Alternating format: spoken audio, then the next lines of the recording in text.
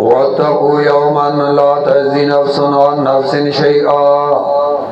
ولا يقبل منها عدل ولا تنفعها شفاعة ولا هم ينصرون.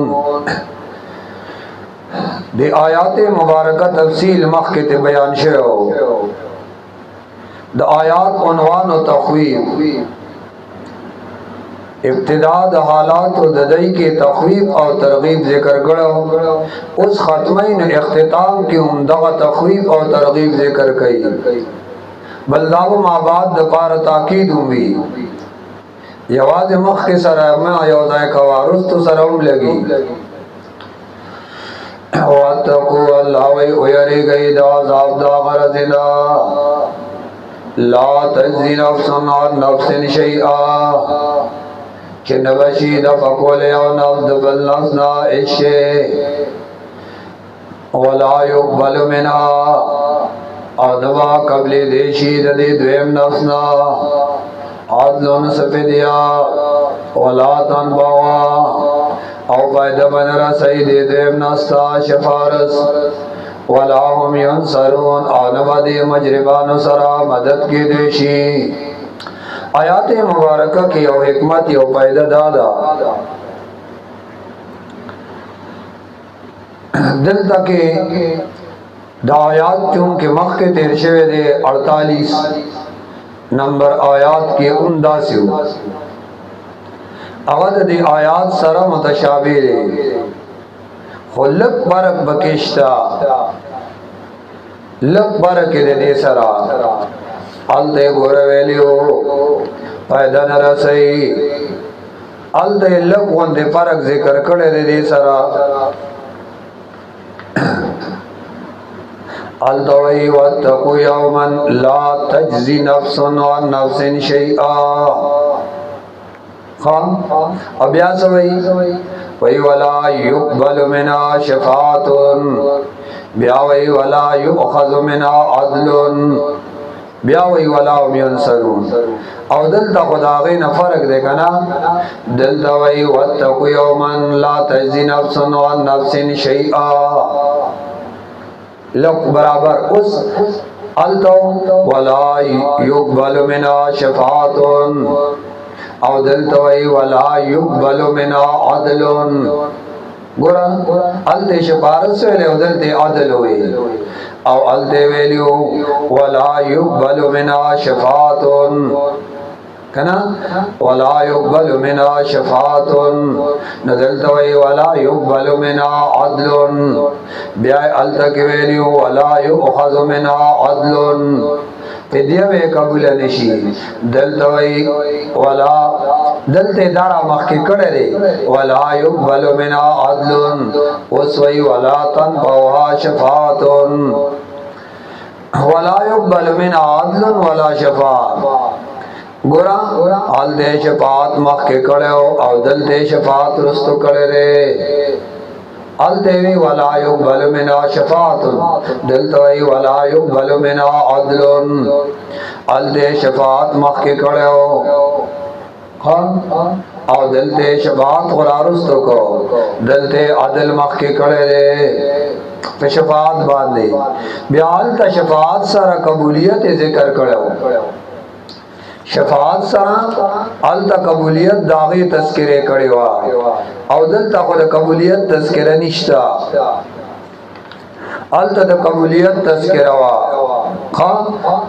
او دلتا دا قبولیت لا يقبلو او دلتا شفاعت سرا نفع ذکر کڑی دا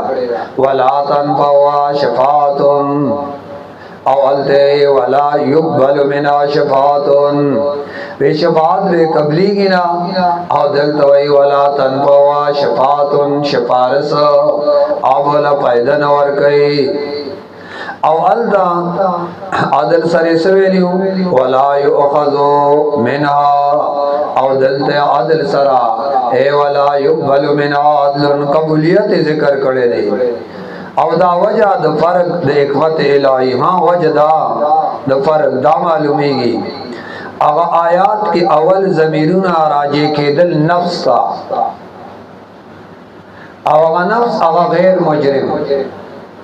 دلتا ضمیرونه د دویم نفس راجی کیږي چې هغه مجرم دی. اوس فرق ته وګوره، یو سړی مجرم نه دی، هغه مجرم نه دی، خو یو کار دی پکې د بل مجرم د خلاصولو کوشش کوي. خپل مجرم نه دی، خو چې څوک مجرم دی هغه پسې شوی دی چې دی را خلاص کو، نو اول والا شفارس کوي.